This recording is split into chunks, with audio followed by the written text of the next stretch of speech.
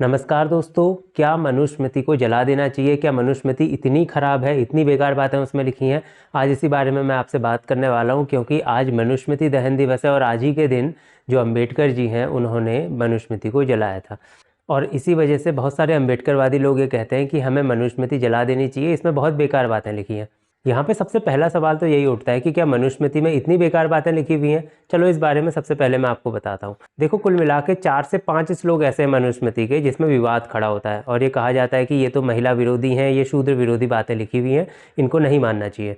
और इन 5-6 श्लोकों के अलावा जितने भी और श्लोक हैं मनुस्मृति के, उनमें कोई भी विवाद खड़ा नहीं होता। लेकिन यहाँ पे कुछ लोगों का तर्क ये रहता है कि ये जो 4-5 श्लोक हैं जिनमें विवाद खड़ा होता है, ये अंग्रेज़ों द्वारा या फिर किसी विदेशी के द्वारा मनुस्मृति में मिलावट कर दी गई है और ये हिंदुओं को बांटने की एक साजिश का हिस्सा है। इसलिए ये जो 4-5 श्लोक हैं जिनमें विवाद खड़ा होता है, इनको हमें नहीं मानना चाहिए। लेकिन अगर आप कोई सा भी लॉजिक माने, अगर आप इन 4 श्लोकों को सही भी मानते हैं या फिर आप इन 4 श्लोकों को मिलावट का हिस्सा भी मानते हैं, तो इतना तो सभी लोग मानते हैं कि मनुस्मृति के लगभग 95% श्लोक जो हैं वो सही हैं।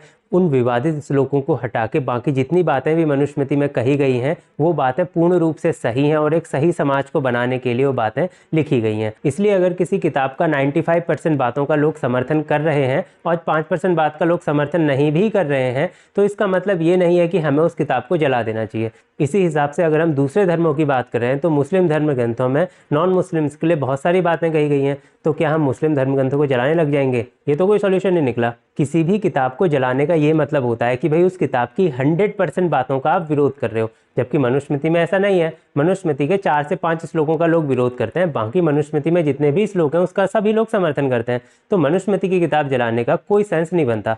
अगर इसी हिसाब से अगर आप सोचोगे तो हर कोई आदमी हर कोई दूसरी किताब जलाने लग जाएगा। किसी के व्यूज़ किसी को पसंद नहीं आएंगे तो वो उसकी किताब जला रहा है, सामने वाला दूसरी किताब जला रहा है। तो इस प्रकार से किताबें जलाने का कोई सेंस नहीं बनता। अगर आपने वीडियो यहाँ तक देख लिया है तो आप कमेंट जरूर से करना कि क्या मनुस्मृति को जलाना चाहिए, क्या नहीं जलाना चाहिए। क्या मनुस्मृति में जो बातें लिखी हैं कि आप उनका 100% समर्थन करते हैं, नहीं करते हैं? आप क्या सोचते हैं मनुस्मृति के बारे में? कमेंट में जरूर से बताना। और ऐसे ही वीडियोज़ के लिए हमारे चैनल के साथ जुड़े रहिए, चैनल को सब्सक्राइब कीजिए और वीडियो को ज़्यादा से ज़्यादा लोगों के साथ शेयर कीजिए।